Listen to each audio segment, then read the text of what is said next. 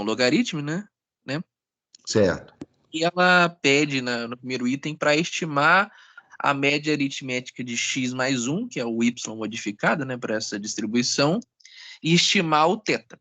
Aí a função que ele dá para o θ é uma função que, assim, eu bati um pouquinho de cabeça para conseguir fazer alguma estimativa, porque ela tem umas coisas ali que você acaba, dependendo de como você modifica, até parece um θ, um x elevado a x, para tentar estimar, né?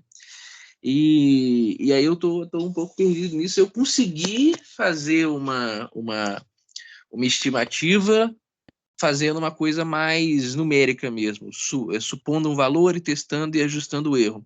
Aí não sei se tem alguma uma forma É mais... Samuel, né? Samuel, não é isso? Uhum. Samuel, faz o seguinte, me manda pelo minha UFMG essa questão, essa dúvida, que aí eu coloco um esboço de solução lá para essa parte do valor esperado. Tá Mas legal? tem uma forma não numérica para fazer isso, então. Sim, sim.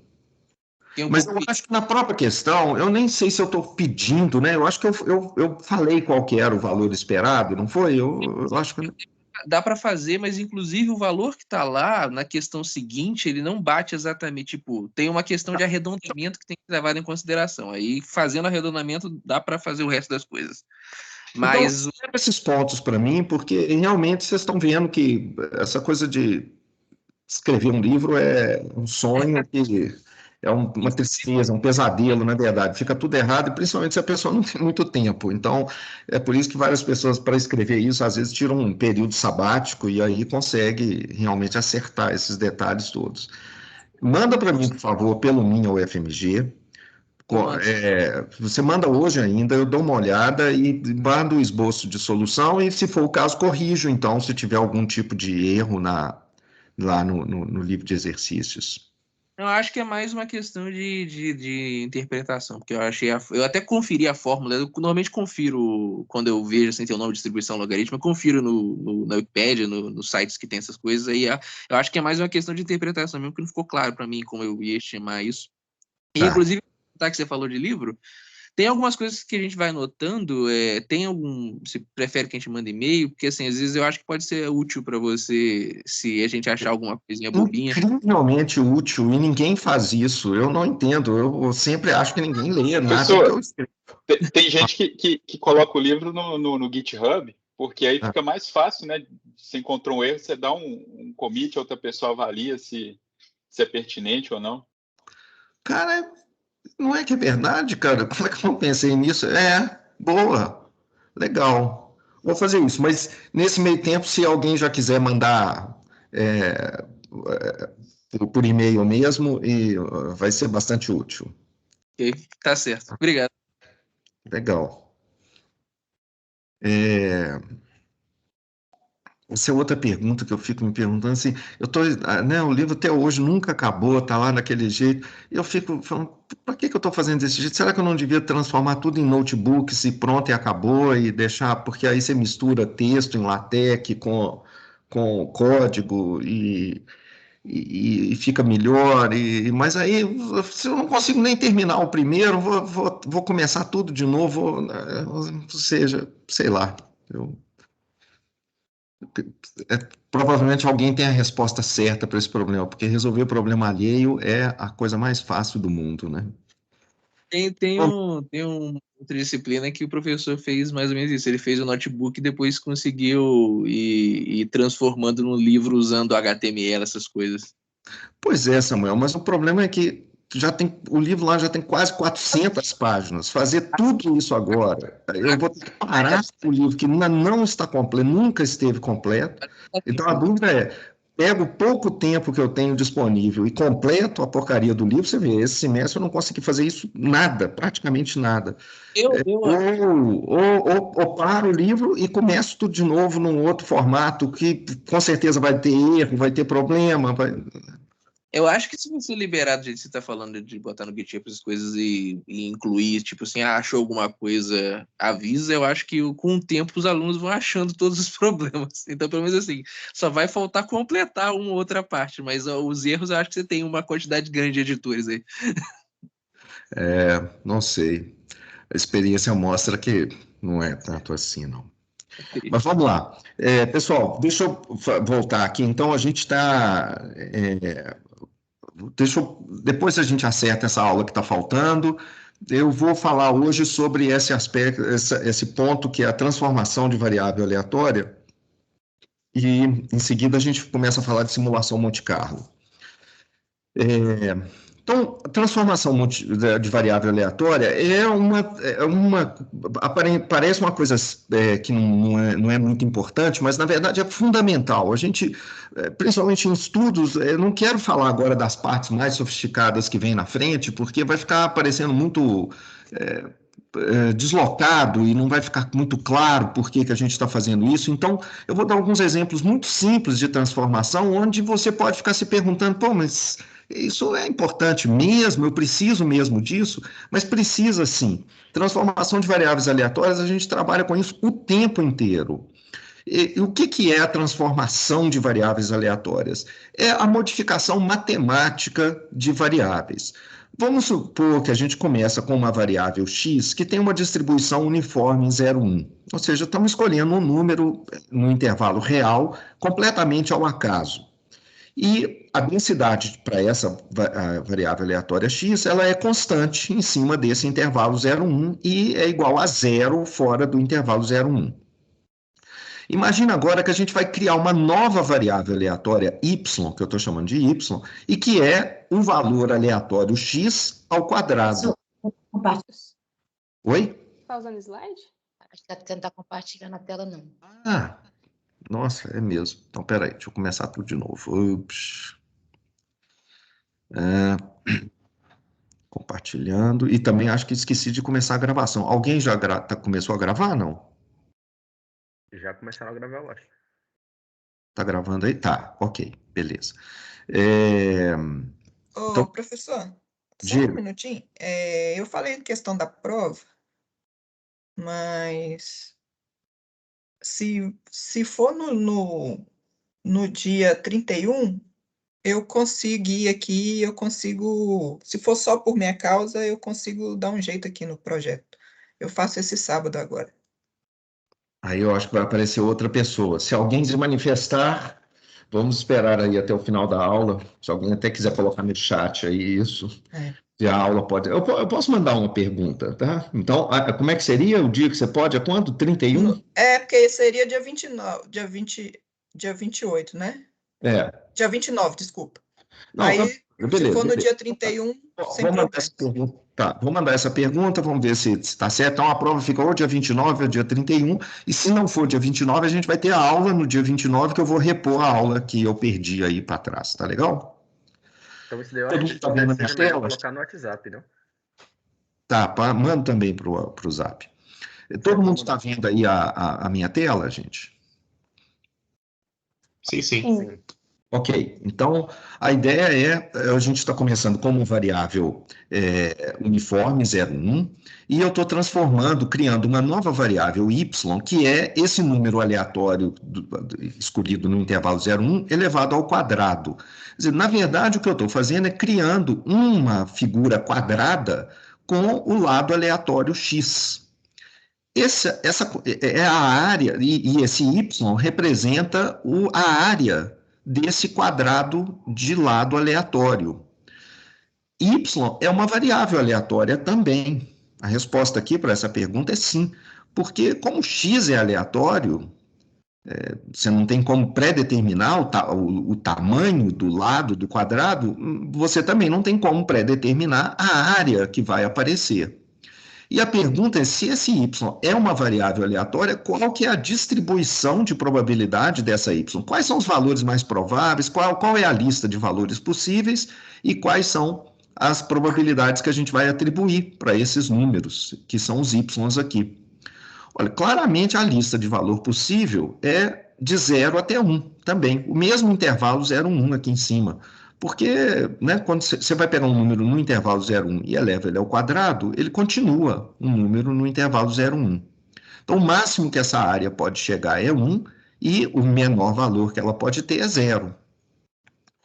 Mas Qual que é a distribuição desse y? Como o x é um número escolhido completamente ao acaso aqui no intervalo, nenhum valor mais provável do que o outro, será que a área também ela tem uma distribuição uniforme no intervalo 0, 1, que é um intervalo de valores possíveis para esse y? Vamos dar uma olhadinha. Aqui eu só selecionei alguns lados ao acaso, simulando no computador, e estou criando. Então, o que a gente está vendo é que para cada lado que eu seleciono aqui no eixo X, eu crio o quadrado aleatório e estou calculando essa área total que está aqui. E eu estou chamando essa área de Y, essa área é aleatória. Aqui, nesse outro gráfico, o que eu estou colocando simulei isso aqui um número muito grande de vezes e fiz um histograma das áreas que eu encontrei. Então, ao fazer o histograma, eu estou superimpondo aqui uma curva, que é uma curva teórica que eu achei, que a gente vai achar daqui a pouquinho, que é a curva de densidade dessa variável y. Então, o que dá para ver é que tanto o histograma mostra isso, como a curva teórica que a gente vai derivar, que essa variável aleatória y, embora ela esteja distribuída no intervalo 0, 1, e embora ela seja uma transformação de um número escolhido ao acaso no intervalo 0, 1, esse valor y, ele não tem uma distribuição uniforme no intervalo 0, 1. Ele é mais concentrado aqui nos valores mais baixos, áreas mais próximas de zero, do que com áreas muito grandes. Então, embora qualquer ponto aqui seja igualmente provável, curiosamente, áreas muito próximas de 1, que é esse máximo aqui que o quadradão pode ter, né? Elas são mais raras, não é improvável, não é muito improvável, é só um pouco menos provável do que áreas que são pequenininhas, que são geradas por quadrados pequenininhos. Então, a pergunta é como a gente está fazendo isso aqui experimentalmente. Estou colocando a curva teórica, que a gente ainda não sabe como calcular, mas a ideia, você pode fazer isso experimentalmente para ter uma ideia, mas a gente vai aprender como que teoricamente isso aqui é feito. Então, o ponto é, você tem uma variável que tem uma certa distribuição e ao transformar ela matematicamente, observa que a parte aleatória aqui é o x, o quadrado é uma coisa completamente determinística. Se você me falar o x, o y está determinado. Não tem dúvida sobre quem é o y. O y é uma função matemática direta do x. O y é aleatório porque o x é aleatório. Mas tão logo você instanciar o x, o y passa a ser um número fixo, né? Que é só o quadrado desse x. Então, nós vamos aprender, e além disso, a distribuição dessa nova variável que está aparecendo aqui, ela vai depender da distribuição do x e, claro, do tipo de transformação que você está fazendo. Aqui nós estamos pegando o x ao quadrado. Qual que seria a distribuição do y se a gente adotar uma outra função? Por exemplo, em vez de x ao quadrado, a gente colocar raiz de x, a raiz quadrada de x. Y passa a ser a raiz quadrada de x. A distribuição vai ser a mesma? Provavelmente não, né? Assim, pelo que a gente acabou de ver aqui, é difícil imaginar que você trocando a função, essa distribuição resultante permaneça sempre a mesma, bastando você deixar o x igual ao uniforme 0, 1. Deve mudar. E aí a pergunta é como que ela muda? Então, ela vai depender das duas coisas, da função que a gente está adotando, nesse caso aqui o quadrado, e da distribuição subjacente do x, que nesse caso é o uniforme 0, 1. Um outro exemplo aqui, antes da gente ver a teoria, um problema em seguros. O seguro de vida, ele paga, imagine um seguro de vida que paga R$200 mil a beneficiários, talvez esposa e filhos, no momento de morte de um indivíduo que tem 30 anos. E se todo mundo falecer ao mesmo tempo, num acidente, por exemplo, esse valor também terá que ser pago para um outro beneficiário. Tá? Então, o pagamento é líquido e certo, porque todo mundo morre em algum momento. O problema é que a gente não sabe quando que isso vai acontecer. Suponha que a gente tem um mundo que não tem inflação. Isso é só para fazer um cálculo rápido, assim, porque, em geral, o cálculo dessas coisas, eles são feitos quebrando em dois pedaços. Uma você usa juros real e depois você simplesmente corrige por inflação. Então, suponha que você tem um mundo sem inflação nenhuma, ou seja, o que você compra hoje, você vai conseguir comprar daqui a 2 anos, 3 anos, pelo mesmo valor, exatamente o mesmo valor. Você pode ter... então, os preços estão estáticos. O indivíduo ele vai mudar um único valor chamado, esse indivíduo que está comprando o seguro de vida, ele vai pagar um único valor que é chamado de prêmio no instante de assinatura do contrato e nunca mais vai pagar nada. Então esse é um seguro que está sendo contratado assim. Você tem aqui um contrato, a seguradora está falando o seguinte: olha, você me paga aqui um certo valor que eu vou chamar de prêmio, não te falei ainda quanto que é esse valor, mas você me dá esse valor e quando você falecer, e isso vai acontecer com certeza, os seus beneficiários vão receber R$200 mil. Eu estou falando que não tem inflação. Então, é claro que ele vai falar o seguinte: são R$200 mil e a gente vai corrigir esses R$200 mil mês a mês com o índice de inflação do IGP, da Fundação Getúlio Vargas, por exemplo. Tá? Um índice geral de preços aí qualquer. Então, é 200 mil. Se fosse hoje, eles receberiam R$200 mil. Se for daqui a um ano, vai ser R$200 mil corrigidos pela inflação, e aí um índice aí qualquer que a gente acertaria. Ok. Então, o fato é que você pode pensar nesses 200 mil, no que eles compram hoje, isso é o que o seu beneficiário vai receber daqui a um ano, 2 anos, 3 anos, é a mesma quantidade, só corrigida para a inflação, para que ele possa comprar os mesmos bens daqui quando ele receber o dinheiro. A pergunta é: quanto que deveria ser esse prêmio que a pessoa teria que estar pagando agora? Qual que seria um valor justo para esse prêmio? E aí existe uma noção importante, fundamental, né, em economia, de que dinheiro tem valor no tempo. E esse valor é o valor do amanhã. Para quem quiser ver isso, esse é o título, na verdade, do livro desse cara, Eduardo Gianetti.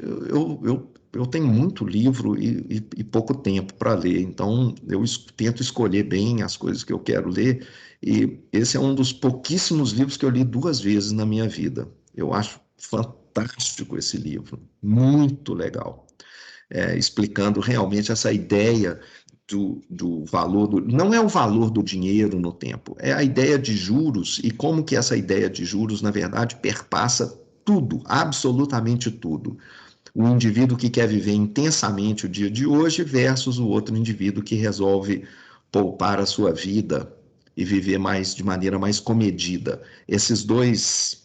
O balanço dessas duas coisas, no fundo, é o que está por trás da ideia de juros. Curioso, né? É um livro fantástico, que realmente vale a pena ler.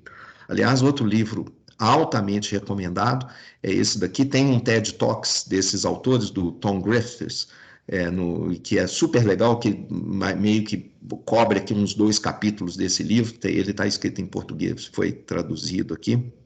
E acho que vale muito a pena ler, é muito legal. Esse outro é bem diferente, e o que ele faz é mostrando como que algumas das ideias fundamentais de computação, elas, na verdade, podem ser usadas para tomada de decisão geral na nossa vida e não só, né, dentro do mundo de ciência da computação. É muito legal. Voltando aqui ao nosso problema do valor presente. A ideia então, eu defini aquele prêmio. Quanto que a pessoa deveria me pagar hoje por esses 200 mil que eu vou pagar no futuro para o beneficiário em um momento indeterminado no futuro? Eu vou pagar, com certeza. Eu só não sei quando. E aí o problema é, 200 mil, esqueça a inflação. Suponha que não existe inflação. Mesmo assim, a ideia toda aqui, deixa eu voltar, a ideia toda de juros, né, é que, mesmo que não exista inflação, dinheiro no bolso hoje tem mais valor do que dinheiro daqui a 2 anos. Um dos motivos é porque você não sabe nem se vai estar lá daqui a 2 anos para usufruir desse dinheiro. Dinheiro no bolso hoje significa que, se você não gastá-lo, você com certeza tem ele daqui a 2 anos. Dinheiro daqui a 2 anos, uma promessa de dinheiro daqui a 2 anos pode não se realizar por razões variadas. É isso que faz com que a economia gire e que juros sejam uma coisa extremamente natural leia o valor do amanhã para você ver que cobrar juros é a coisa mais natural e simples do mundo e lógica e racional. A ideia é que eu ter o dinheiro, eu posso te emprestar o dinheiro que eu tenho hoje se você resolver me pagar por isso, se você me paga por esse dinheiro. E, na verdade, o que você está me pagando é para para que eu não use o meu dinheiro hoje e postergue o uso desse meu dinheiro para o amanhã, supondo que eu vou estar lá amanhã. Então, é muito legal, tem uma discussão meio que filosófica sobre isso daqui, é muito interessante. Mas o fato é que, ignorando a ideia de juros, deixa eu só falar rapidamente, senão a gente fica entrando nesse tema e eu não falo do que é importante aqui, que é a transformação de variável aleatória. Imagine que a gente tem uma taxa de juros real que eu estou dizendo é ignorando inflação, e essa taxa de juros é de 5% ao ano. Tá? Quando a gente fala delta 5%, significa que a taxa de juros, se você me emprestar 100 reais hoje, o razoável seria daqui a um ano eu te pagar 105. O indivíduo vai viver mais T anos a partir da assinatura do contrato. Esse T aqui é um número aleatório. Eu não sei quanto tempo exatamente ele vai viver. Daqui a T anos, a seguradora vai desembolsar 100 mil reais, corrigido por inflação, mas a gente vai ignorar isso, e o cálculo financeiro básico mostra que o valor presente no instante de assinar o contrato desse benefício deveria ser igual a esse valor Y que está aqui. São 100 mil que você vai pagar, descontado no tempo. Aqui é o tempo que eu vou precisar para te pagar, né? Eu só vou te pagar daqui a T anos. Então, eu vou descontar isso, a exponencial de menos delta, lembra que delta aqui é 0,05. Então, esse número aqui é um número menor que 1. Então, o que eu estou dizendo é que 100 mil reais daqui a T anos, ele é equivalente, do ponto de vista financeiro, a um valor menor do que 100 hoje. Por que é um valor menor? Porque é o seguinte, vamos supor que essa conta aqui, esse resultado aqui, com isso aqui igual a 0,05 e com o T determinado, isso aqui dê, por exemplo, 80. Quando eu fizer a multiplicação, 100 vezes isso dê 80. O que eu estou, e suponha que o 5 aqui foi igual, sei lá, por exemplo, 10 anos. Então, o que eu estou dizendo é que 100 reais daqui a 10 anos é equivalente financeiramente a 80 reais hoje. Por que isso? Porque é o seguinte, se você me entregar 80 reais na minha mão hoje, eu coloco ele a juros de 5% ao ano e daqui a 10, eu falei 10 anos, daqui a 10 anos eu vou ter os 100 que eu te falei antes. Então, o que eu estou fazendo aqui é simplesmente invertendo esse cálculo. Eu estou dizendo 100 reais pagos daqui a T anos, se eu colocar ele a juros hoje, ele vai, né, menos do que 100 reais, ele vai me dar os 100 reais lá na frente. Então, quanto que é o valor hoje desses 100 reais que você vai receber lá na frente? Bom, então é isso aqui. Só que esse cálculo ele só pode ser feito se eu souber quem é o T. Está aqui, né? O cálculo está aqui no final, 0,90, supondo aqui 0,05, isso aqui seria 0,9512 elevado a T, é o equivalente a essa conta aqui, usando o número E. Então, mas se eu não souber o T, e eu não tenho como saber, o cara está assinando um contrato na minha frente aqui, ele está vivo agora, isso é uma previsão para o futuro. Então, como é que a gente faz? Esse valor que ele deveria me pagar pelo contrato, para que eu, de maneira justa, né, eu pague a ele os 100 reais lá na frente, depende de conhecer essa variável aleatória, que eu não tenho como saber aqui no momento de assinatura do contrato. Então, essa coisa aqui, que é o valor justo que ele deveria pagar, é uma variável aleatória também, que eu não tenho como determinar. Eu só vou saber o valor dessa variável lá na frente, quando ele falecer. E a gente também vê o efeito aqui do T, né? Quanto mais tempo ele demorar para falecer, quando for maior o T, menor é o valor presente que você precisa. Então, para pagar 100 reais daqui a 30 anos, eu posso ter um valor pequenininho hoje, que eu coloco a juros, e aí vai me dar os 100 lá na frente, daqui a 30 anos. Mas se ele assinar o contrato, sair ali na rua e falecer imediatamente, for atropelado e morrer, ele deveria ter que me pagar praticamente 100 mil, porque foi com um dia de diferença. Não teve tempo de acumular juros no dinheiro que eu cobraria dele. Então, o ponto é que essa variável y é esse valor presente que ele deveria pagar e ela depende de conhecer o valor t, que é aleatório. Como é que eu resolvo isso? Bom, Observa que esse y que está aqui, ele é um aleatório, mas é uma função matemática dessa outra variável aqui, que é o tempo de vida do indivíduo, né? Então, eu posso representar essa expressão aqui, esse y, como se fosse assim, o y é uma função g do tempo aleatório t, onde essa função g é uma função matemática dada por essa expressão aqui, ó, uma função que a gente aprende lá no curso de cálculo, no ensino médio, matemática pura. Então, a pergunta é, o que a gente pode cobrar do cliente? A solução que na área de finanças, de seguros a gente acha é a seguinte, você vai cobrar o valor esperado. Supondo que você tem uma carteira grande de clientes, você provavelmente, ao cobrar o quanto que você espera quer dizer, você tem que calcular quanto que é o valor esperado dessa nova expressão aqui, dessa nova variável aleatória. O que você sabe, vamos supor que esse valor esperado, para pagar os 100 mil lá na frente, esse 100 aqui, vamos supor que esse valor esperado tenha dado, sei lá, 57. Então, o custo desse contrato, o valor esperado é 57. O que isso significa? Que para algumas pessoas, você tinha que estar cobrando mais do que 57, porque são os caras que vão falecer muito depressa. Para outras pessoas, você não precisava cobrar 57, você podia cobrar bem menos, 20, 30, porque esse cara vai viver, vai ser um Matusalém, ele vai viver quase que eternamente, então, os 100 mil que você vai pagar para ele vai ser muito, num futuro muito distante. Então, você não precisava cobrar 57. O que a gente imagina, e é possível você provar isso, é que no final das contas essas coisas vão se equilibrar. Você vai acabar cobrando menos de algumas pessoas, menos do que precisa de algumas pessoas, mais do que precisa de algumas outras, mas no final essas coisas se equilibram e você faz, isso é um resultado do teorema da lei dos grandes números, que a gente ainda vai ver lá no final do nosso curso. Então, no final das contas, você vai cobrar um valor que é o único para todo mundo, mas sabendo que, no fundo, está cobrando um pouco mais de alguns, um pouco menos do que devia de outras pessoas, você só teria que saber o preço justo se você pudesse ter uma bola de cristal.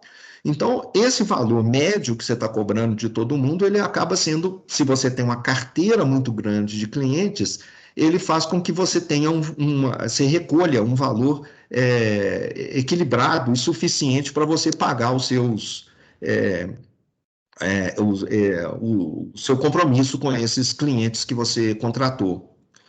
Tem um detalhe a mais aqui, claro que uma empresa de seguro, ela precisa ter lucro, ela tem despesas, né, com uma série de outras coisas, nada disso está sendo calculado aqui, a gente está calculando só o custo de pagar 100 mil para um indivíduo que vive um período T de anos. Então, nesse cálculo, na verdade, a gente ainda precisa corrigir ele mais um pouco, acrescentando o custo nas despesas e alguns outros fatos aqui. Mas o cálculo difícil, complicado, assim, o que torna o mundo dos seguros um mundo um pouco mais complicado é esse aspecto aleatório aqui. O resto é cálculo muito simples, muito bobo. Então, o que a gente chama de valor presente atuarial é que, suponha que a gente tem vários... claro que o tempo de vida de uma pessoa depende muito de quanto que ela já tem de vida, né? Uma pessoa que tem hoje 30 anos, você pode esperar que ela viva um tempo longo.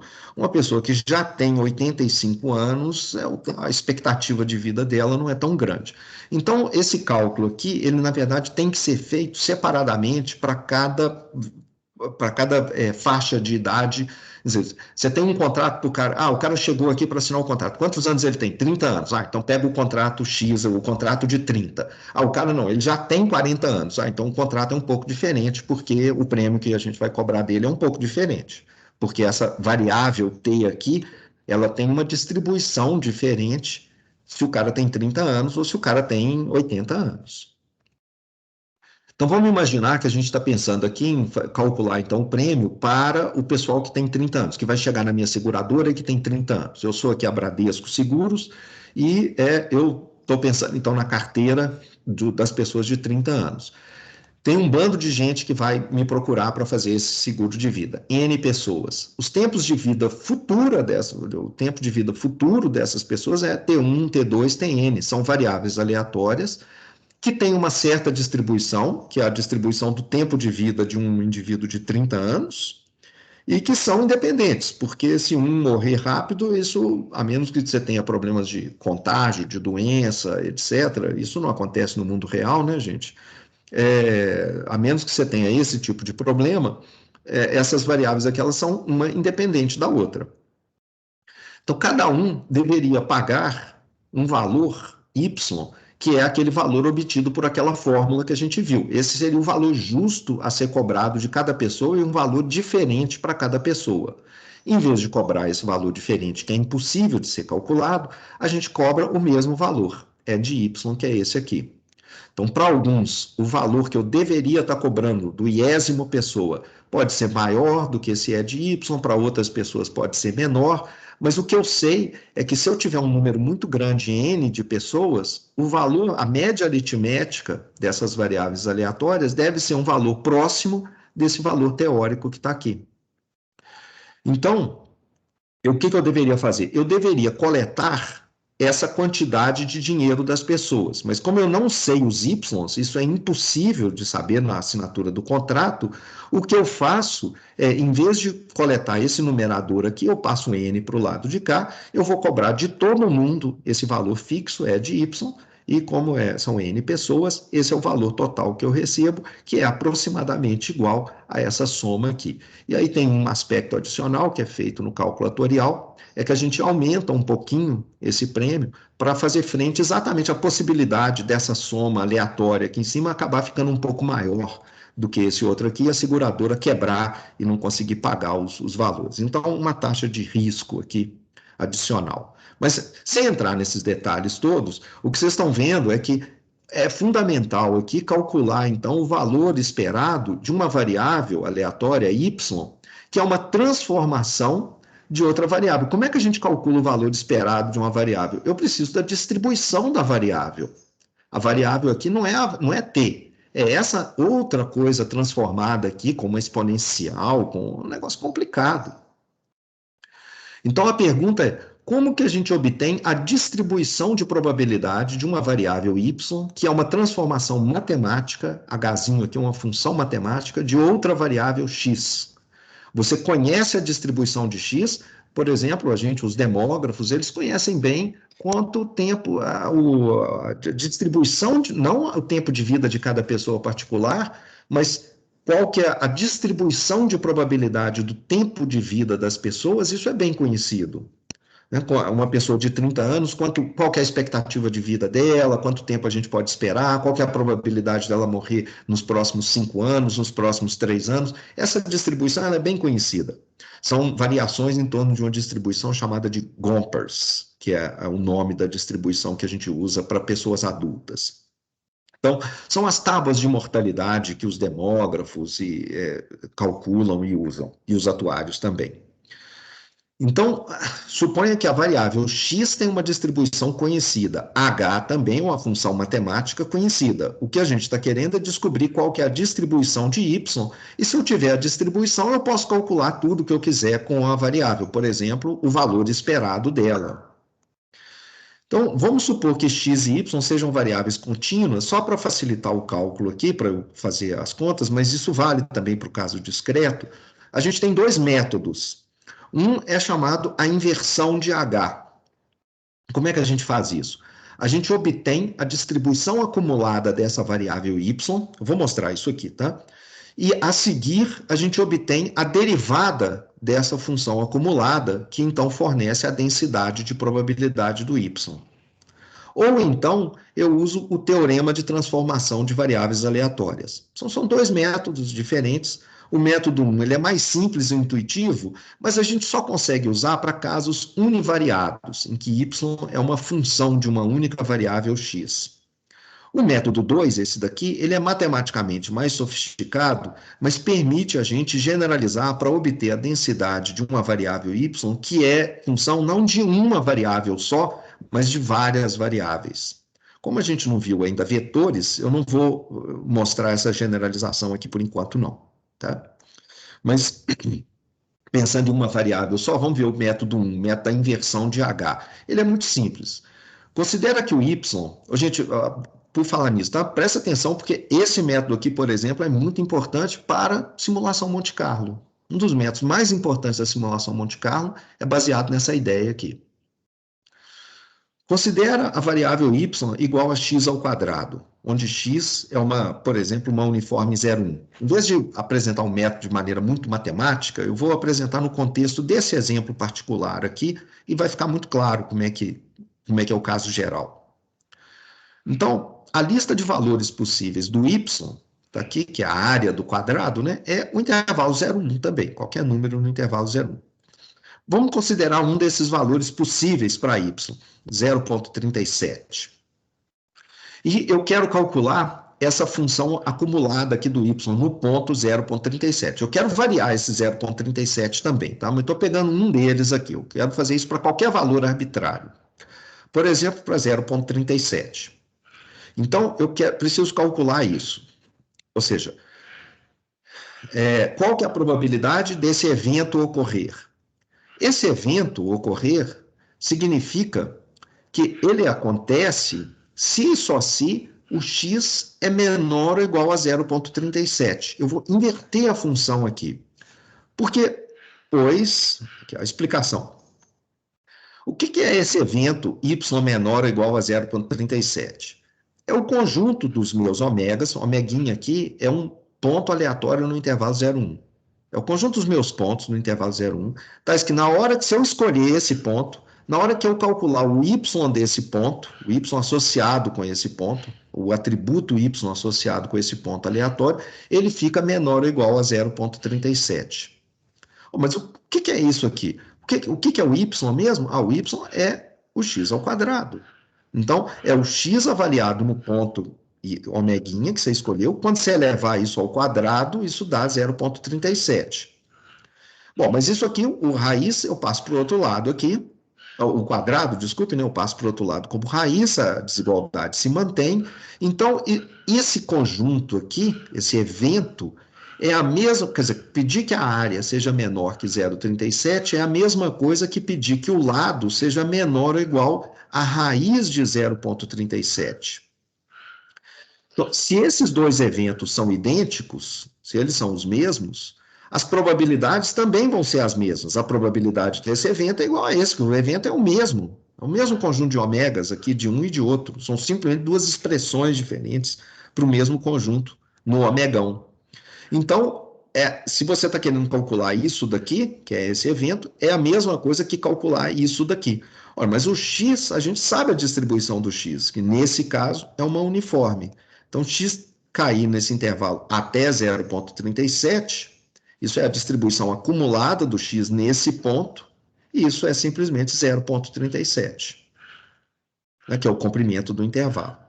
Então, para um valor y qualquer, em vez de pegar o y igual a 0,37, se você substituir aqui por um valor genérico, yzinho, no intervalo 0,1, é só onde tem 0,37 você substituir pelo yzinho, esse valor genérico. Então, a distribuição de probabilidade do y, da variável aleatória y, num ponto yzinho, é simplesmente a raiz desse yzinho. Se você quiser olhar a densidade dessa variável y, você toma a derivada dessa função, e aí o que você tem porque a função acumulada é a integral, né, debaixo da densidade, e aí você vai ter essa função aqui, que é exatamente aquela curva teórica que eu tinha mostrado anteriormente.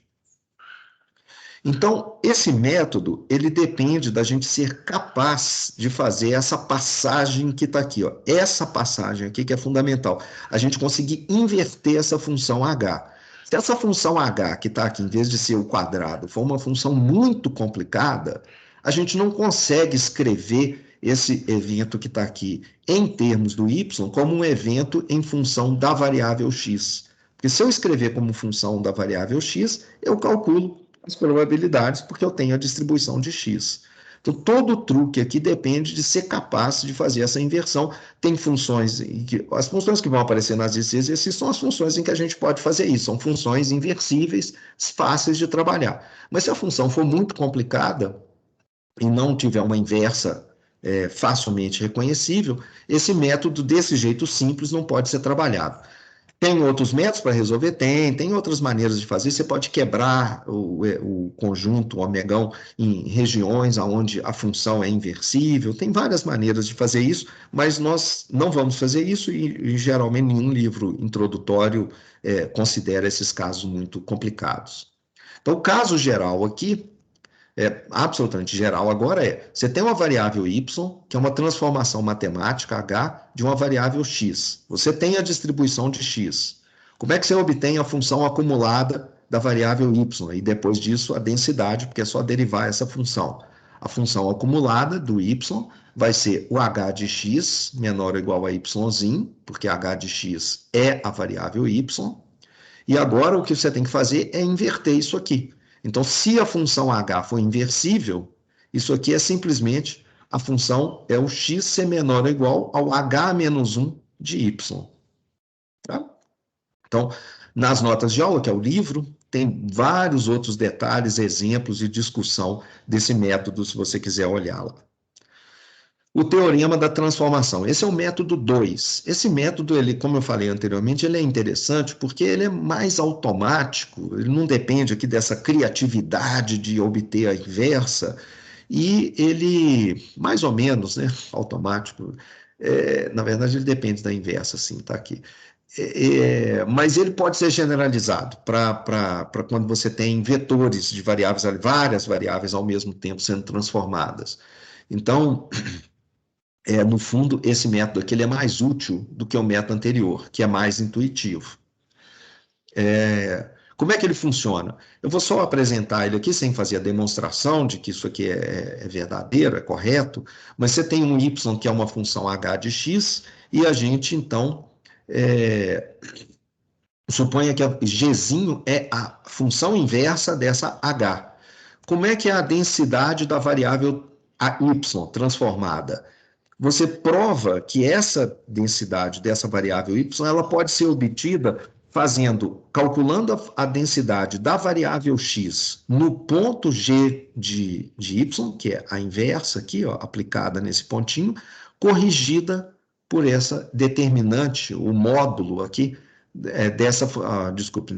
o módulo dessa função aqui, dessa derivada, dessa função g nesse ponto y.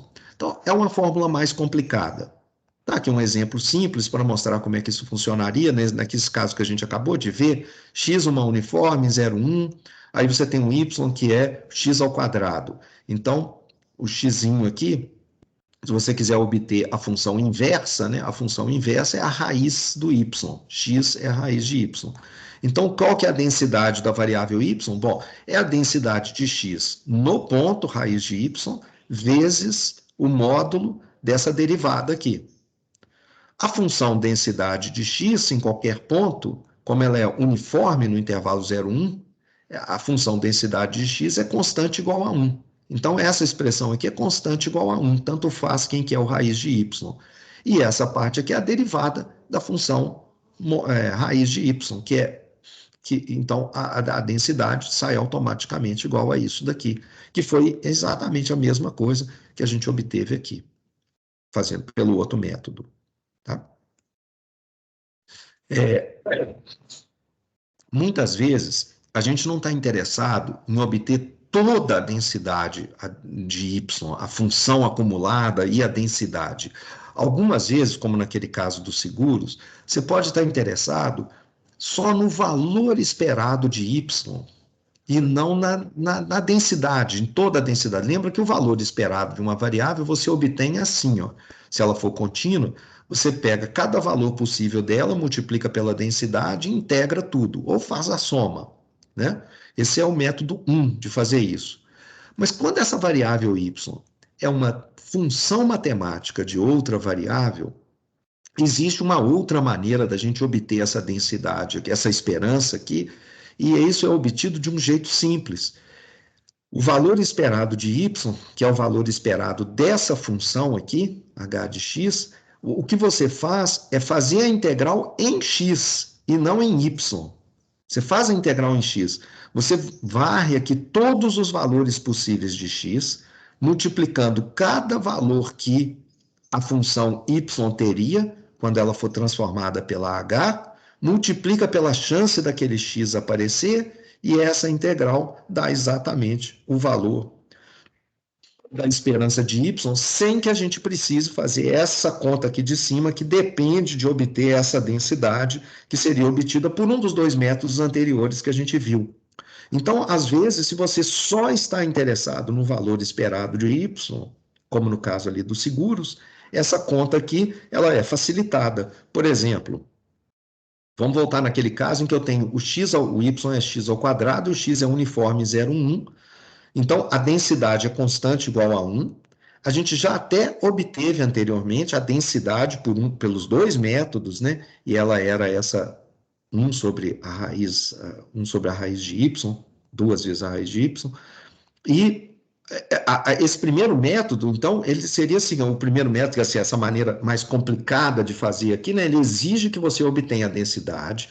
Então, você foi lá, pelos dois métodos, obteve aquela densidade, e aí você faz essa integral aqui, porque y, que está aqui, vai estar entre 0 e 1.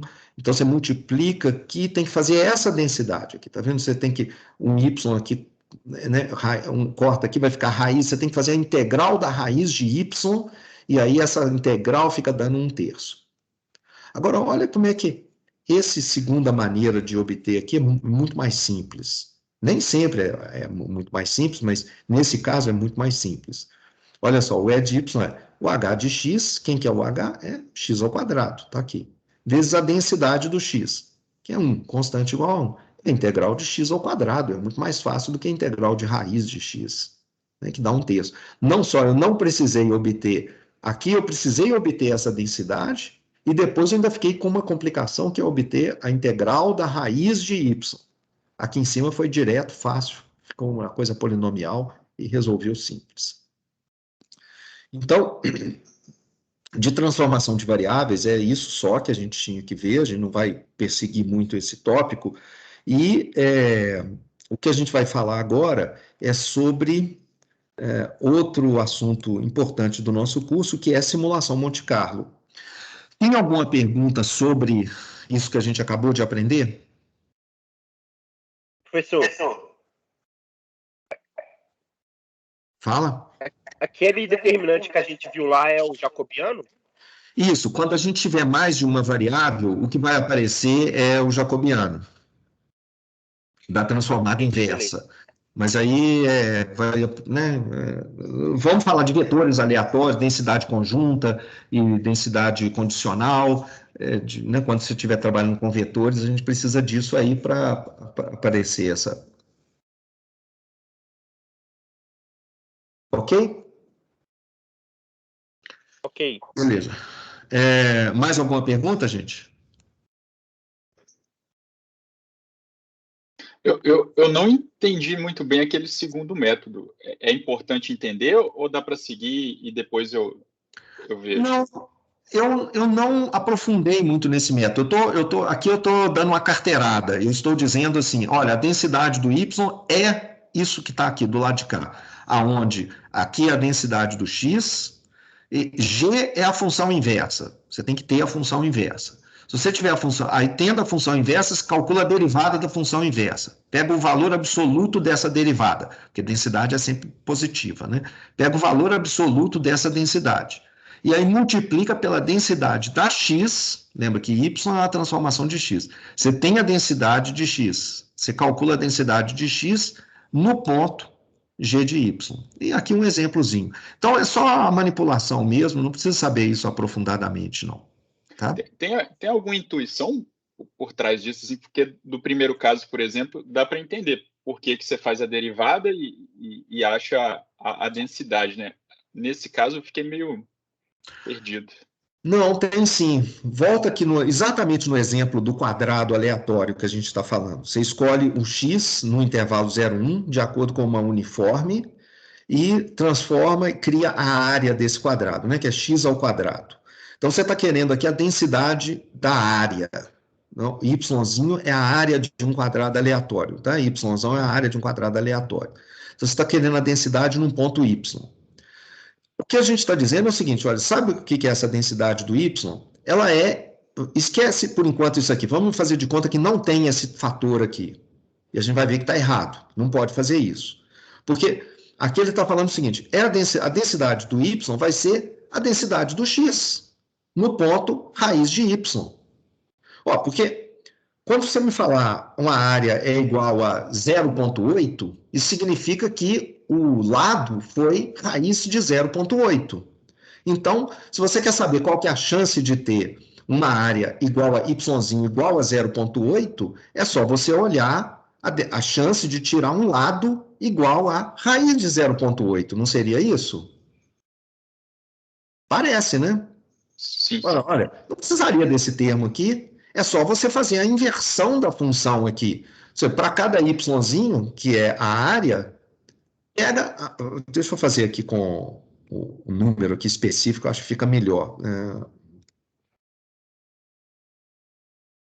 Aqui está bem genérico, assim. Imagina que aqui que esse yzinho aqui é 0,8, né? E aqui seria, então, raiz de 0,8.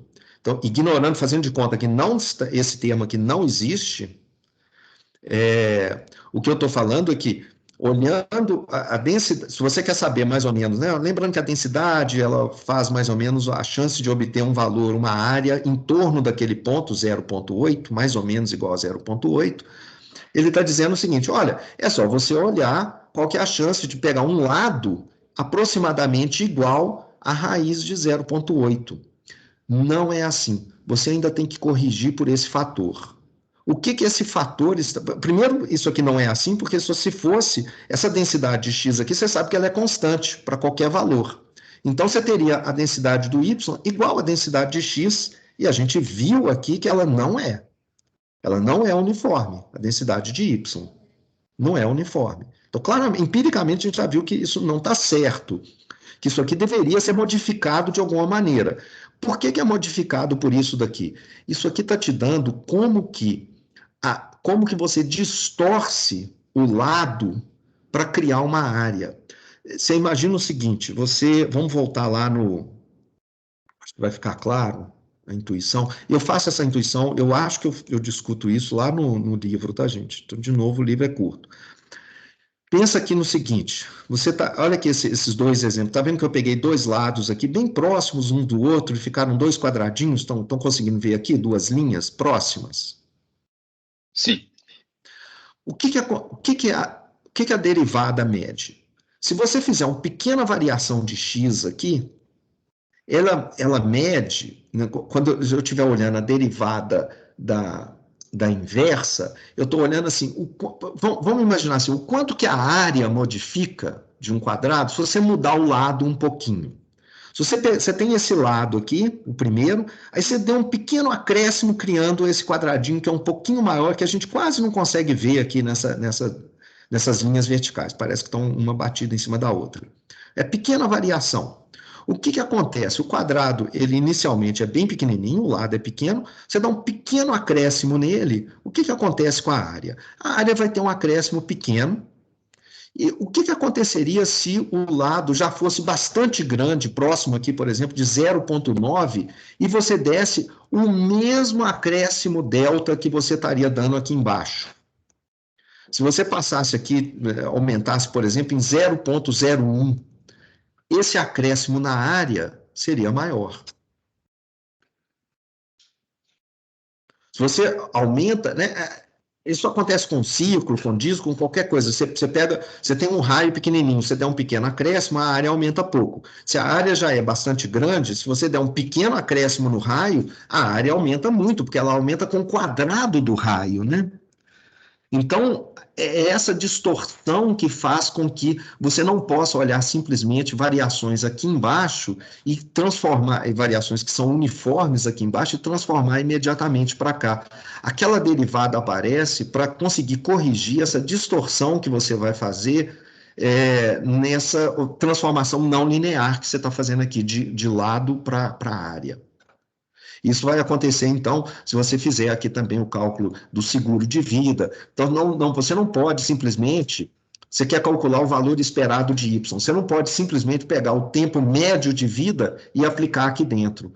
Porque isso aqui é uma transformação não linear, ele transforma não linearmente os tempos. Então, o prêmio médio não é igual ao valor que você... Não é o valor presente do tempo médio de vida. Você não pode substituir aqui. O E de Y não é igual a essa expressão com, aqui em vez do T, você colocar o E de T, a esperança de T.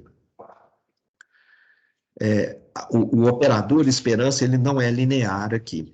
Não sei se ficou claro, não sei se ajudou. Ficou claro, sim. Uhum. Tem uma discussão então, no caso, por exemplo, se fosse uma transformação linear, aquela derivada seria só uma constante de proporcionalidade entre os dois. Exatamente. Mas ainda assim, a gente precisaria corrigir. Aqui, por exemplo, essa derivada aqui, ela aplicaria, porque se a transformação linear você está pegando e multiplicando, por exemplo, x por 2, você tem que corrigir isso daqui. Essa densidade, ela também vai ser alterada, porque um pequeno intervalozinho embaixo, ele vai ser multiplicado por 2 do outro lado.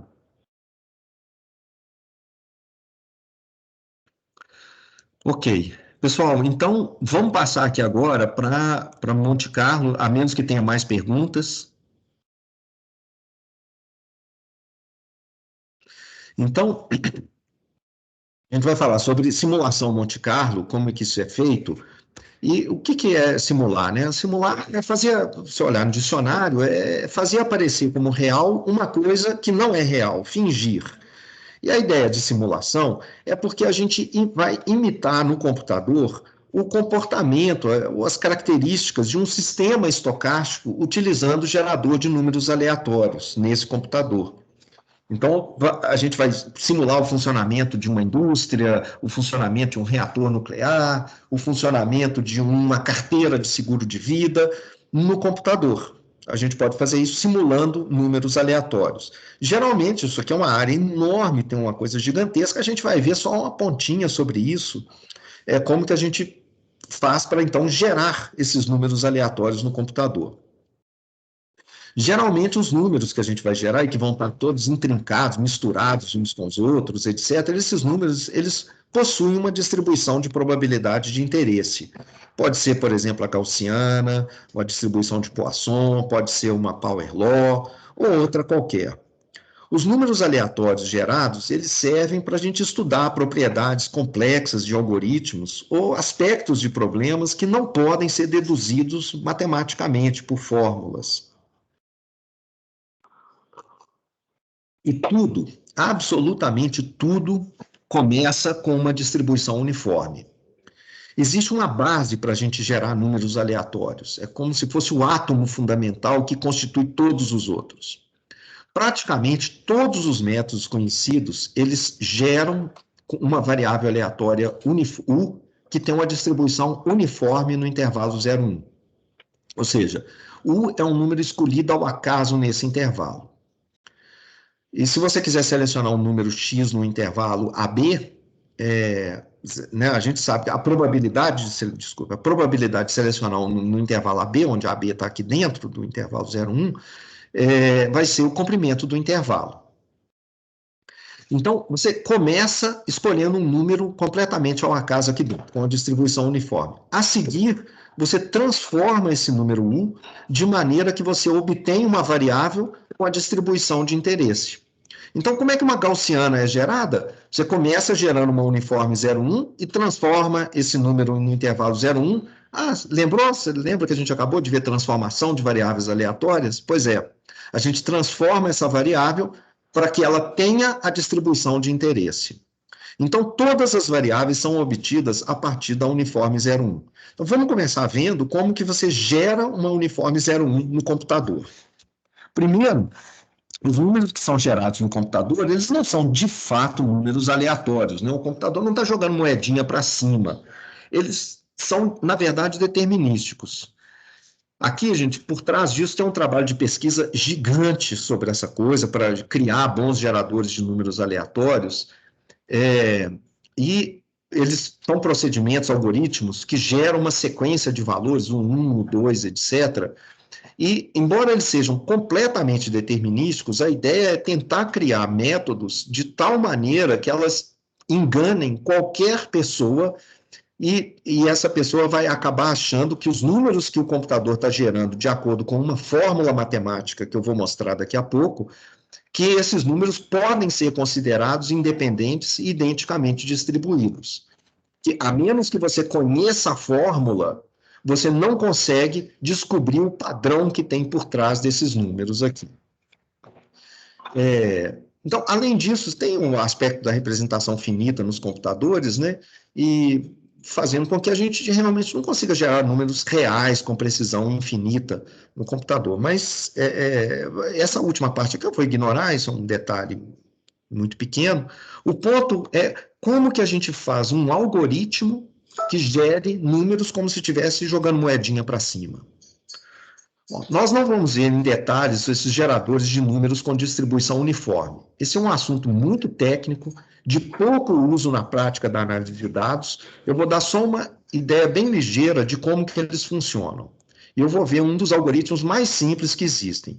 Os outros algoritmos são variações em torno desse mais simples, complicações adicionais, sempre partindo mais ou menos do mesmo tipo de procedimento que a gente vai ver aqui agora. E para isso eu vou só relembrar para vocês o que é a divisão inteira. Qualquer pessoa que é programador sabe disso, né, gente? Mas vamos lá. A ideia aqui é de pensar na divisão inteira e pegar o resto da divisão de um inteiro por outro. Então, não trabalhar com floats, trabalhar só com números inteiros, e aí, nesse caso, quando a gente pega o número 18 e faz a divisão inteira pelo inteiro 7, né, desse número inteiro por outro inteiro, o resultado dessa divisão é 2 e ela deixa um resto de 4. O resto da divisão por 7, pelo inteiro 7, tem que ser um dos números, 0, 1, 2 até 6, né? Então, por exemplo, o número 18, ele pode ser escrito, então, dessa maneira, 2 vezes 7, 14, mais o resto da divisão, que foi 4.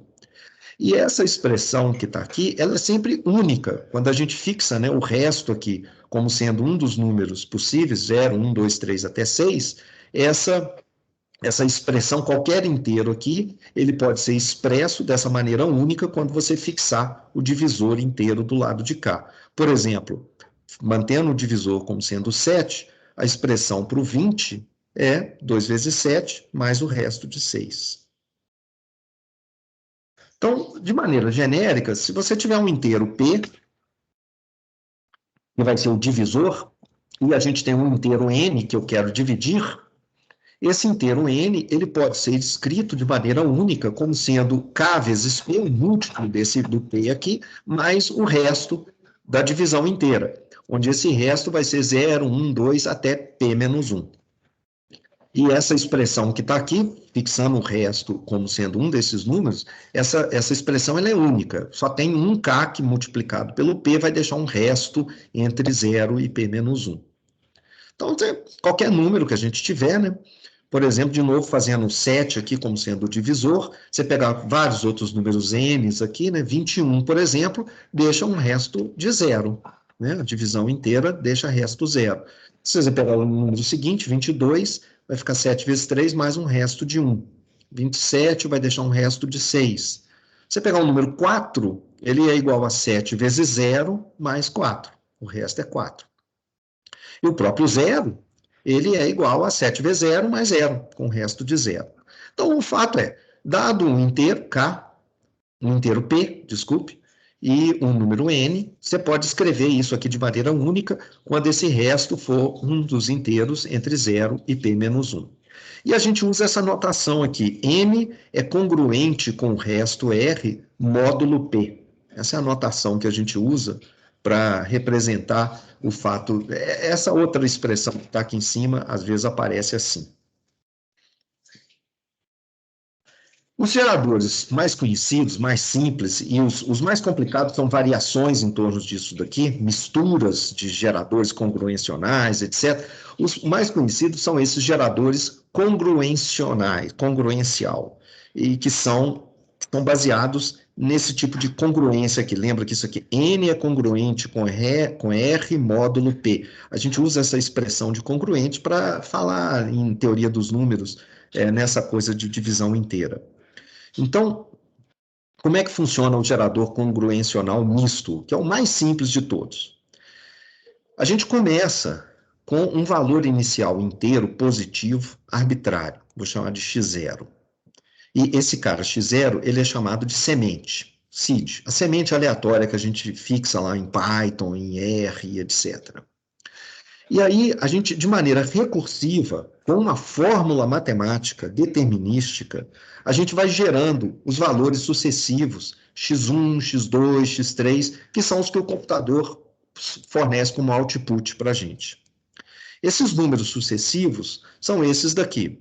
Eles vão ser obtidos da seguinte maneira. Se você tem o xi menos 1, o próximo, o xi, ele vai ser assim, você vai multiplicar A, vai ser um inteiro, que a gente vai selecionar, pelo xi menos 1, soma com B, e a gente vai achar o xi, que é o resto da divisão. Você vai pegar esse número que está aqui, vai fazer a divisão inteira dele pelo P, pelo número P, que você vai também fixar, e esse resto vai ser o xi, que vai aparecer aqui para você. Então, o xi são os restos da divisão inteira dessa operação que a gente vai fazer. Então, todos esses xis são números inteiros 0, 1, 2, até P menos 1, que é esse P que está aqui. Como a gente quer gerar números entre 0 e 1, o que a gente faz é pegar esses números que são inteiros, 0, 1, 2 até P menos 1, e dividir por P. Então, o 1, o primeiro número com distribuição uniforme no intervalo 0, 1 que a gente gera, é o resto, o primeiro resto que a gente obteve, divide por P, isso vai ficar um número entre 0 e 1. O próximo, o 2, vai ser o segundo resto dividido por P, vai ser outro número entre 0 e 1. E assim por diante.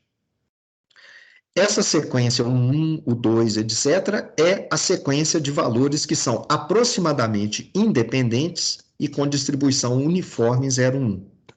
A qualidade dessa aproximação ela é testada com testes estatísticos que tentam detectar padrões não aleatórios nas sequências geradas, e se ele passa esses testes, o gerador sequencial, o gerador aqui, o algoritmo, ele é considerado um bom gerador aleatório.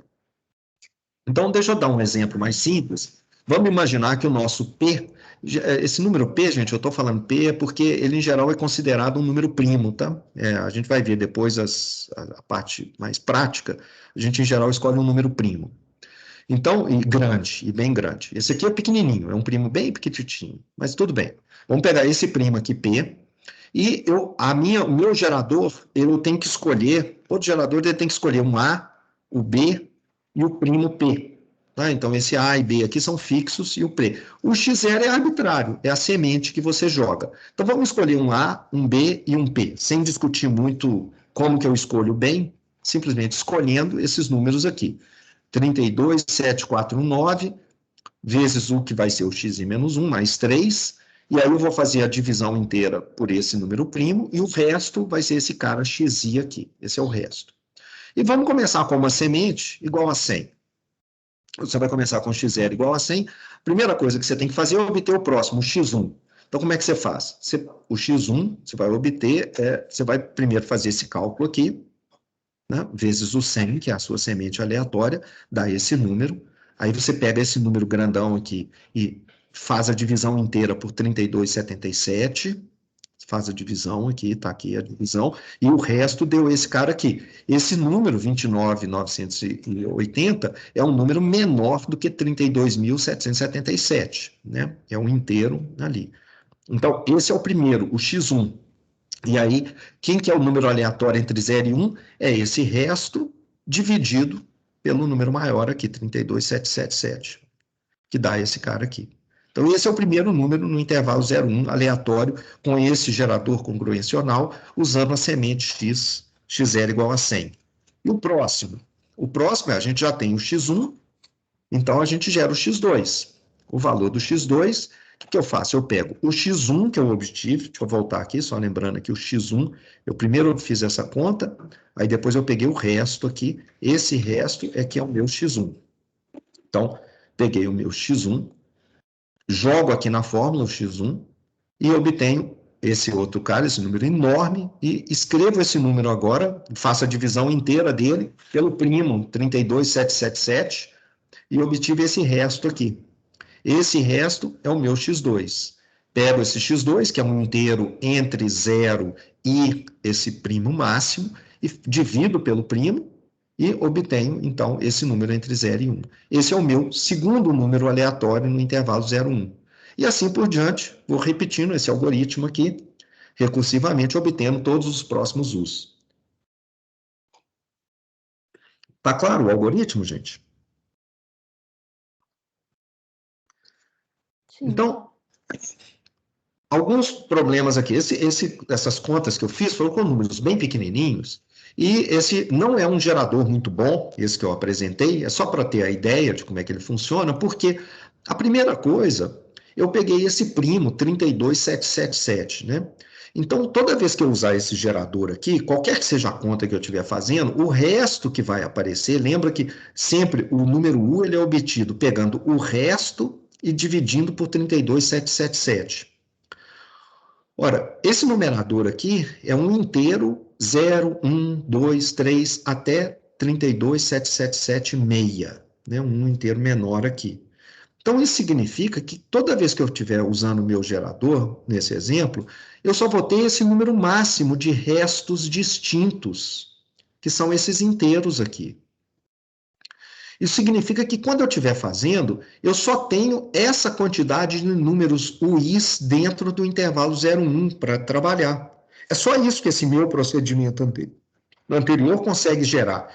Os números que vão ser gerados vai ser, se o resto for 0, vai ser 0 dividido por 32777. Se o resto for 1, vai ser 1 dividido por 32777. Até, se o resto for esse aqui, que é o maior resto que a gente pode ter, dividido por isso. Então, são só esses números aqui.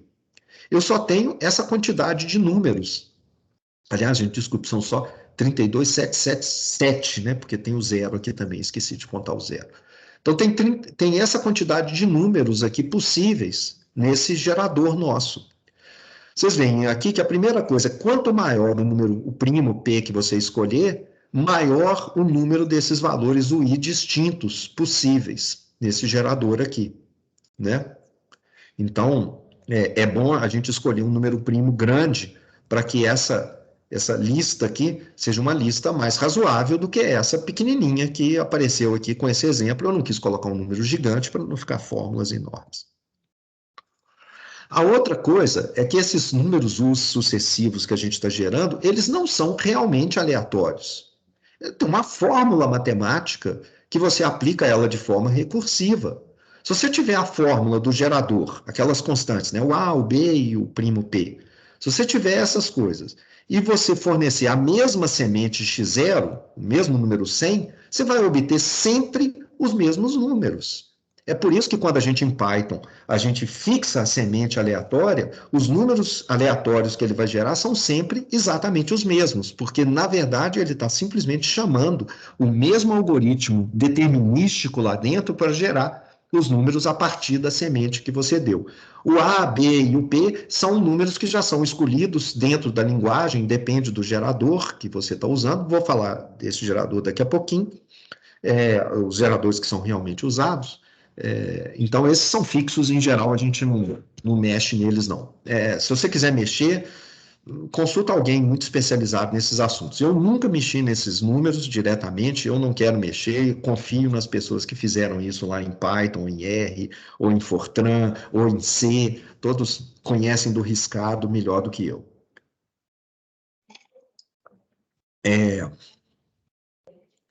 Além disso, um outro ponto aqui curioso é que é o seguinte, a sequência de números pseudo-aleatórios, ela pode rapidamente repetir. Por exemplo, se eu escolher, em vez de escolher aqueles números As que eu coloquei, porque você imagina aqui o seguinte, que se você voltar aqui no algoritmo, eu vou falar rapidamente agora, depois se você quiser você olha, mas está aqui a fórmula que a gente está usando, e lembra sempre que esse xi é o resto, né? E existem quantos números possíveis para os restos? Existem 32.777 números possíveis. Então, você começa com um número aleatório qualquer, você vai gerando restos. Pum, pum, pum, pum, pum, tanto de restos. Chega um certo momento, Como só tem essa quantidade de números distintos para o resto, deve chegar um momento em que algum desses restos se repete. Ele aparece de novo. Com certeza vai aparecer, porque se só tem 32.777 números distintos, então se você fizer esse cálculo aqui, mais do que esse número de vezes, tem que aparecer algum desses restos repetido. Ele vai se repetir em alguma vez, porque só tem esse número de valores distintos, né? Então não pode ficar eternamente tudo diferente um do outro. Então chega um momento em que esse xi aqui já apareceu antes, o valor que você obtém para ele já apareceu antes na sequência. E na hora que ele apareceu antes, o que vai acontecer a partir de então? Você vai usar o valor que você acabou de obter aqui, ele entra aqui agora no próximo passo. Ué, mas essa fórmula aqui você fez ela antes também e obteve o resto com o mesmo P. Então você vai obter o mesmo próximo valor. A sequência passa a se repetir a partir desse ponto. Então, se esses números aqui, especialmente se esses números aqui forem pequenos, esses daqui, esse aqui e esse aqui, esse cara X, essa repetição, ela vai acontecer muito rapidamente. Então, uma das coisas também que a gente quer, ela acontece com certeza, tá, gente? Porque esse P aqui, ó, por esse gerador aqui, com certeza, a repetição da sequência, ela não vai ultrapassar esse número que está aqui. Por isso a gente quer também um número primo muito grande, para que a sequência ela não se repita a partir de um certo ponto. Então, esse número P aí, ele é, em geral, escolhido de uma maneira bastante grande. Então, gente, o número de passos K até a gente obter a repetição numa sequência, ela é chamada de período do gerador de número aleatório. Por exemplo, vamos ver quais são os números reais que são usados. Tem aqui uma biblioteca de subrirotinas científicas, a NAG, ela é muito usada, essas opções dela são usadas nas principais linguagens. Eu, para te falar, eu até acho que escrevi alguma coisa lá sobre o Python, mas eu nem me lembro mais o que o Python usa exatamente, também não estou me lembrando exatamente o que o R usa. Acho que eu coloquei isso lá no documento, mas os geradores comuns, numa biblioteca muito utilizada, como a NAG, por exemplo, ele tem aquela constante Azinho como 13 elevado a 13, o B é fixado em 0, e o número primo é da ordem de 2 elevado a 59. Então, com isso, a gente tem períodos que são gigantes. Realmente, você fazendo uma simulação, a partir de um certo ponto, nessa biblioteca, usando essa rotina, isso aqui vai se repetir. Bom, mas ainda assim você vai falar, olha, mas algumas simulações que eu tenho que fazer, eu vou gerar milhões e milhões e milhões, uma quantidade gigante de números, será que não tem perigo? Bom, gente, acontece o seguinte, os geradores que a gente usa, eles na verdade são um pouco mais complicados do que... Peraí, deixa eu voltar aqui. Ver se eu vou falar. Acho que eu falo aqui na frente, só um minuto. Vou voltar nesse ponto aqui daqui a pouco. A semente aleatória. Então, vou voltar daqui a pouco sobre essa repetição.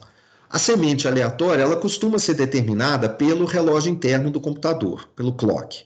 Ela pode também ser pré-especificada pelo usuário, isso é extremamente útil, porque você pode, então, pedir que alguém repita a simulação que você fez, obtendo exatamente os mesmos números.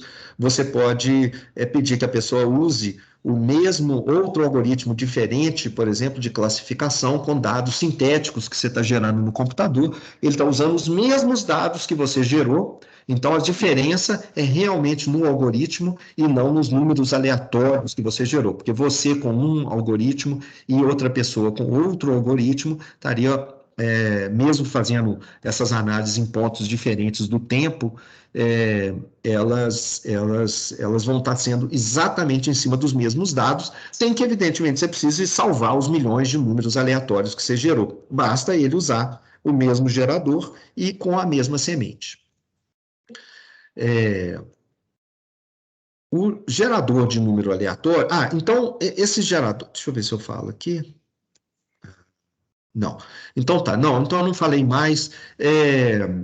Os geradores reais, esse gerador que eu usei aqui, não é um gerador que é usado usualmente, tá, gente? É um gerador mais complicado um pouco. Como é que a gente complica esse gerador?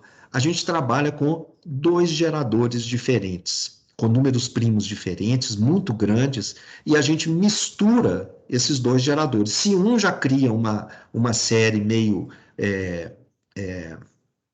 cria uma série que tem um período de repetição muito grande, né? O outro também com um período de repetição muito grande, ao misturar aleatoriamente, não vou entrar em detalhes aqui, mas ao misturar os dois aleatoriamente, a gente consegue períodos de repetição muito maiores ainda do que com gerador congruencional sozinho, isolado.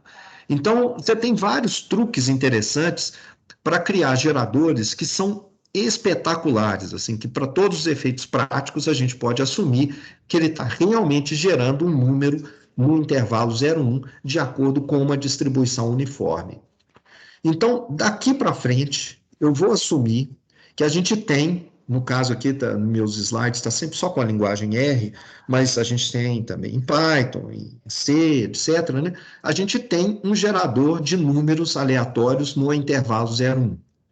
Aí tem alguma sintaxe, um pouco vai variar, mas a gente vai assumir que esse gerador existe e ele é obtido com um algoritmo similar a esse que eu apresentei anteriormente. A questão é como é que a gente gera as outras variáveis aleatórias, todas a partir desse número no intervalo 0,1, transformando esse número de alguma maneira. E aí aparecem coisas super criativas, maravilhosas, lindas mesmo de se ver. Vamos começar vendo um caso que é muito simples. Como é que a gente faz para simular o lançamento de uma moeda que tem uma probabilidade θ, que não precisa ser meio, de sucesso? Então, é um experimento binário, em que o x é igual a 1 com uma probabilidade θ pode ser, sei lá, por exemplo, 0,15, né? E, então, o x igual a 0 é 1 menos 0,15. Como é que você seleciona esse binário no computador? Você faz o seguinte, você gera um número no intervalo 0,1, um número real. Se o número cair aqui dentro, nesse intervalo de 0 até a probabilidade θ que você quer gerar, que é a probabilidade de sucesso da sua moeda, aí, né, entre aspas, então você declara que a variável x foi sucesso, foi igual a 1. Se o u aleatório no intervalo 0,1 cair nesse intervalo, o x é 1. Se o u cair nesse outro intervalo aqui, o x é igual a 0. Olha, esse é um truque muito legal, porque qual que é então a chance de você terminar com um x igual a 1? Olha, a chance de você terminar com x igual a 1 é igual à chance do número u, que você gerou no intervalo 0,1, cair dentro desse intervalo. Mas qual que é a probabilidade dele cair dentro desse intervalo? É o comprimento do intervalo. E o comprimento do intervalo é θ. Essa é exatamente a chance de você ter um sucesso, que é o θ. Então, esse é um truque muito simples, muito legal, para a gente gerar números, variáveis binárias, com uma probabilidade de sucesso desejada qualquer, igual a θ. Tá claro isso, gente?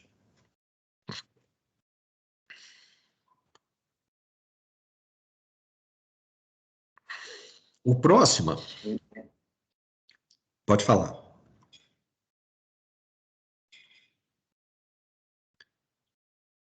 A próxima é não, aqui então só um pseudocódigo aqui para gerar uma Bernoulli. E uma binomial? A binomial, ela é a repetição, você pega um experimento binário, repete ele independentemente um certo número de vezes, nesse caso aqui eu estou supondo m vezes, e sempre com a mesma probabilidade θ de sucesso. Então, como é que a gente faz isso? Basta você repetir esse algoritmo que a gente viu aqui, que é de geração de um número, você repete ele. Lembra que os números us que você está gerando sucessivamente podem ser considerados independentes um do outro. Eles não são, eles são obtidos por uma fórmula matemática, mas não tem nenhum teste estatístico que consiga detectar essa dependência. Ela é feita de tal maneira que, para todos os efeitos práticos, você pode assumir que são gerações completamente aleatórias, porque aquele resto da divisão inteira, etc., etc., aquilo quebra qualquer possibilidade da gente identificar esse padrão que está aí por trás da geração dos números aleatórios. Então, para todos os efeitos práticos, são todos os números U's que você vai gerar, são uniformes no intervalo 0, 1, todos eles, e são independentes um do outro. Então, se você quer repetir o experimento, né, o binomial, você simplesmente repete essa Bernoulli aqui um certo número de vezes e conta o número dos x's que foram iguais a 1, o número de sucessos que você teve. Então, você quer fazer, por exemplo, uma binomial com m igual a 100 e o θ igual a 35. O que você faz? Você simplesmente repete. Você vê cada gerador uniforme, se ele foi menor que P, você atualiza o X somando um sucesso nele. O número final, X, é o número total de sucessos que você teve nesse loop fora aqui, que é exatamente M, que é o número total de vezes ali. Tá? Você pode vetorizar isso tanto no R quanto em Python, etc. Na verdade, o R, você não precisa criar essa função aqui, ele já tem os seus geradores de números aleatórios, assim como em Python também. Então, não vou ficar falando sobre esses pontos aqui, deixar para você ver. Isso tem lá naquele documento Python e R que eu passei para vocês antes. Como é que a gente gera uma variável aleatória discreta completamente arbitrária? Não precisa ser a Poisson, não precisa ser a binomial, uma completamente arbitrária. Esse é um procedimento geral que serve para a gente gerar distribuição de qualquer variável, mesmo aquelas que têm infinitos valores, como a Poisson, geométrica, Pareto. A distribuição, vamos lembrar, se a variável é discreta, a distribuição de x, o que é a variável discreta? São duas listas. A lista de valores possíveis, está aqui, x1, x2, x3, eles são os valores possíveis, e do lado de cá, as probabilidades associadas com cada um desses valores. Ok, como é que eu faço agora, então, para gerar números que são esses aqui, que são elementos dessa lista de valores possíveis, mas com essas probabilidades que estão do lado de cá? O que a gente faz a gente sai acumulando as probabilidades sucessivas. Por exemplo, eu vou fazer o seguinte, eu vou pegar aqui e vou criar uma outra coluna aqui, que são esses valores acumulados dos P's. Então, vai ter P1, aqui não tem nada a acumular, é o P1 mesmo. Aqui embaixo, nessa linha 2, vai ficar P1 mais P2. Aqui embaixo vai ficar P1 mais P2 mais P3. Então, eu vou acumular esses números sucessivos aqui, e vocês veem que isso dá exatamente a distribuição acumulada da variável x até aquele ponto x'k aqui. Tá? E em seguida, o que a gente faz é o seguinte, então vocês lembram aqui, olha, eu estou acumulando aqui, a soma total dos P's é 1 aqui no final, mesmo que essa lista seja infinito, né? Essa soma aqui dos P's é 1. E aqui eu vou ter os números acumulados. Se eles estão acumulados, como esses números são todos maiores ou iguais a 0, esse acúmulo aqui, ele vai aumentando. Então, ele começa, esse cara aqui, ele é maior do que 0, né? Então, 0 é um limite inferior, e a gente tem um limite superior, que é 1, que é a soma de todo mundo. Quando você pegar os valores acumulados, o que você tem são diversos pontos ao longo do intervalo 0, 1. Então, você vai ter P1, aí você vai ter um númerozinho um pouco mais na frente, que é P1 mais P2, aí você vai somar mais o P3, aí você vai ter um ponto mais na frente um pouco, que é o P1 mais P2 mais P3, mas essa soma acumulada nunca ultrapassando um 1, que é o total. Então, o que você fez foi quebrar o intervalo 0, 1 num monte de segmentos pequenininhos. E aí o que você faz é, você gera o número U e verifica aonde dentro desse segmento que ele caiu. Se ele cair logo no primeiro segmento, quer dizer, se o 1 não chegar nem a ultrapassar o P1, você faz o X ser igual a X1. Então, aqui, ó, você tem lá aquela soma acumulada. Esse cara aqui, vamos supor que seja igual a 0,15. Então, você gerou o U. O U foi menor do que 0,15? Foi. Então, é X1. O X foi igual ao X1. Agora você gerou o U. Ele caiu entre P1 e P1 mais P2, ele caiu nesse outro pedacinho aqui? Sim. Se ele caiu, você faz o X igual a X2. E assim por diante. E isso vai, com esse procedimento, a partir do U, a gente está gerando um X que tem a distribuição desejada. Quer dizer, em resumo, a gente faz o seguinte, olha, o X é uma transformação matemática do número aleatório U. Essa função matemática, ela pega o U e olha onde ele caiu aqui dentro desses segmentos. Se ele caiu aqui, o valor, a variável aleatória x é o primeiro número, x0. Se ele caiu no segundo intervalo, é o próximo número, é o próximo valor possível, e assim por diante. É assim que a gente gera. Então, vamos supor que eu quero gerar um x que tenha essa distribuição discreta aqui. O x só tem 4 valores possíveis, que são esses números malucos aqui, e as probabilidades são essas que somam 1. Então, você gera um número u no intervalo 0, 1, e você vai transformar esse u, criando, então, a sua variável x, que vai ser um desses 4 números, do seguinte jeito. Se o u for menor do que 0,25, o x vai ser menos 1. Se o u cair entre 0,25 e 0,25 mais 0,35, que é 0,60, se ele cair aqui, ele vai ficar, então, igual a 2, que é esse segundo número. Se ele cair entre 0,60, que é o ponto anterior, mais o 0,60 mais 0,17, que é esse terceiro aqui, ele, então, é igual a 7. E assim por diante. Esse procedimento, por que ele garante para a gente que... Por que ele garante para a gente que a geração está sendo feita da maneira adequada? Por exemplo, deixa eu fazer isso aqui no contexto desse exemplo para mostrar. Por que eu posso garantir que esse gerador que eu estou usando, ele está me gerando uma variável x que tem exatamente essa distribuição? É fácil. Primeiro, esse procedimento, quais são os números que ele pode gerar? São esses 4 números. Esses são os valores possíveis. Né? De acordo aqui com o algoritmo, ele só tem essas 4 possibilidades. Ok. Qual que é a probabilidade desse algoritmo gerar para mim um x igual a 2, por exemplo? Olha, ele vai gerar x igual a 2 se o u cair aqui dentro desse intervalo. Mas qual que é a probabilidade do número u cair dentro desse intervalo? É o comprimento do intervalo. E o comprimento do intervalo é 0,35. Que é exatamente a probabilidade de gerar o 2. Então, perfeito. Esse algoritmo é exatamente o que a gente está querendo.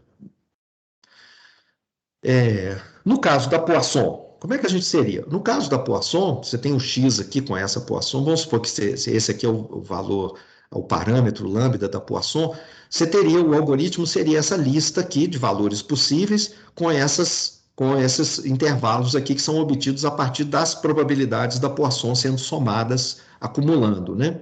Usando a fórmula aqui da Poisson. Mas, peraí, isso aqui é um algoritmo mesmo? Porque, poxa, a Poisson, ela tem uma lista infinita de valores. Eu não consigo escrever um programa onde eu programo essa lista de infinitos valores lá dentro, né? Essa é uma lista infinita, eu não tenho como escrever esse algoritmo, não tem como escrever essas regras todas aqui. Como é que eu faço isso? Na verdade, a gente trabalha sequencialmente e o que você faz é, você só vai calculando esses valores sucessivos aqui se forem necessários. Então, na verdade, o algoritmo é um em que ele vai até terminar, e ele termina em algum ponto, porque o u cai em algum lugar dentro do intervalo, mas o que ele faz é o seguinte, você verifica, o u caiu no primeiro intervalo, que é esse aqui? Não caiu. Ah, ok. Então, você calcula esse outro próximo intervalo, esse cara aqui já está calculado, né? Calcula o próximo a probabilidade, soma e checa. O u cai aqui dentro? Não caiu. Ok, então passa para o próximo. Caiu aqui? Caiu. Caiu aqui. Ah, então tá. Então, x é igual a 2. Ou seja, você vai percorrendo essa lista, você vai computando essa lista à medida que você vai percorrendo ela, até o momento em que é garantido que você vai parar, porque aí é um resultado de probabilidade simples, que o U no intervalo 0, 1 vai com certeza cair num desses intervalos aí. Pode demorar muito, aí sim começam a aparecer truques, se você tiver, para evitar que você tenha que fazer sequências muito longas e tudo mais. Mas nós vamos deixar esse tipo de detalhe muito complicado de lado. Deixa eu falar agora sobre um método para variável contínua. E a gente usa, na verdade, esse método que a gente falou aqui do intervalo é exatamente o método de transformada inversa que a gente mostrou antes, mas para o caso de variável discreta. Mas sem entrar muito nesse mérito, vamos direto aqui para a variável contínua. Só para a gente terminar a aula. Vamos supor que x é uma variável contínua que tem uma certa distribuição acumulada f. Eu vou pegar um caso particular para fazer os desenhos, que fica mais fácil mostrar com um caso particular, depois a gente vê o caso geral. Vamos supor que x segue uma distribuição exponencial com parâmetro 3, então ela só tem valores positivos, contínuos, no intervalo na reta de 0 até mais infinito, e a acumulada é essa daqui, que é a acumulada da densidade, essa é a expressão dela. Então, como é que a gente faz? A gente gera uma variável uniforme no intervalo 0, 1, e a seguir a gente transforma esse número u aleatório por meio da função inversa dessa acumulada. Essa variável resultante, ela tem exatamente a distribuição desejada, que é a distribuição da variável x que está aqui em cima. Ou seja, a distribuição acumulada da variável y é exatamente a distribuição que você deseja. Deixa eu mostrar isso, antes de fazer ali a conta, mostrar aqui com a intuição gráfica. E ela funciona assim. Suponha aqui que essa daqui é a função acumulada da variável aleatória, no nosso caso lá, exponencial 3. Tá? Então, ela é 0 até 0, e a seguir ela vai acumulando até crescendo em direção a 1. Essa daqui, então, é a função f acumulada, né, da variável aleatória exponencial. Como é que o método funciona? Ele fala o seguinte: nesse eixo vertical, a acumulada ela está concentrada entre 0 e 1. Né? Ela é uma função crescente, ela vai sempre crescendo, porque ela vai acumulando área. Ela é crescente e vai assintotando aqui em direção a 1. Escolha um número aleatório, com seu gerador de número aleatório, no intervalo 0, 1. É esse número u que apareceu aqui. Vamos supor que tenha sido esse. E a seguir, você volta, obtém a imagem inversa, essa daqui é a função f, né? Então, você vai pegar a f a menos 1, da variável x, de interesse seu. Você vai voltar pegando esse camarada que está aqui embaixo. Esse cara que está aqui, que é a imagem inversa do número u pela função f a menos 1, esse cara é aleatório, porque o u é aleatório. Se o u tivesse aparecido aqui, ó, nessa posição da mãozinha, a imagem inversa seria esse cara aqui embaixo. Se o u tivesse aparecido bem aqui próximo do 1, a imagem inversa seria esse cara aqui embaixo, depois de 4. Então, quem vai aparecer aqui embaixo depende da posição do u, que é aleatória. Então, esse cara que está aqui é aleatório também. E a coisa fantástica, a coisa incrível é que qual é a distribuição do cara que aparece aqui embaixo? Ele depende de duas coisas. Ele depende do gerador que você está usando, que é uma uniforme 0,1, e da fórmula matemática que você está usando para transformar ele. Qual que é a fórmula matemática que você está usando? É essa função matemática que está aqui, que é a acumulada inversa, né? Então, a acumulada está aqui, a acumulada está fixa, lembra? A acumulada não é uma função aleatória, é uma função fixa, uma função matemática. Ela diz respeito à distribuição de uma variável aleatória, mas é uma função absolutamente fixa. Aqui no nosso exemplo, por exemplo, está aqui a f de uma exponencial 3, é essa fórmula matemática aqui, que é o gráfico dessa função. Então, essa função aqui, ela é escolhida de tal maneira, né, se você escolher uma distribuição acumulada qualquer, na hora que você pegar um u aleatório no intervalo, sempre com o uniforme 0,1, e você inverter por aquela acumulada que você escolheu, o que você vai ter aqui embaixo é um número aleatório que segue a distribuição da acumulada que você escolheu. Incrível, né? Super legal.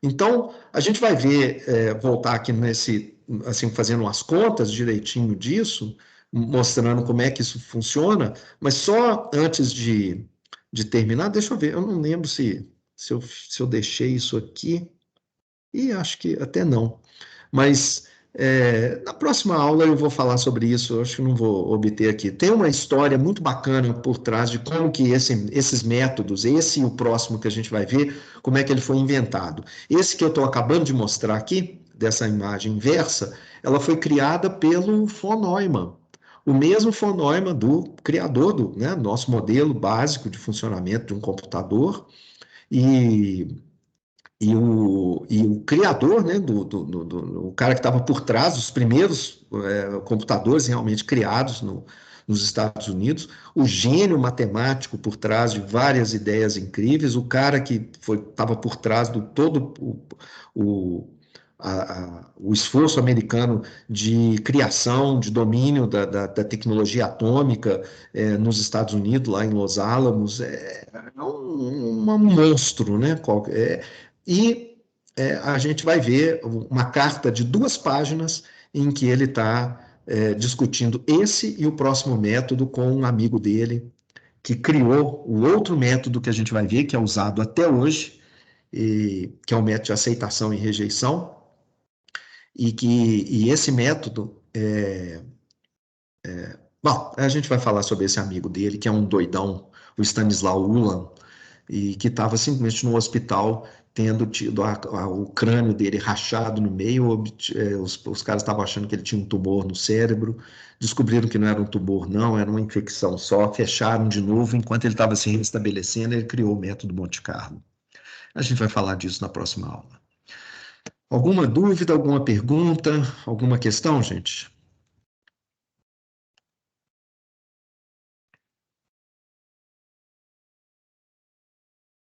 Até agora não.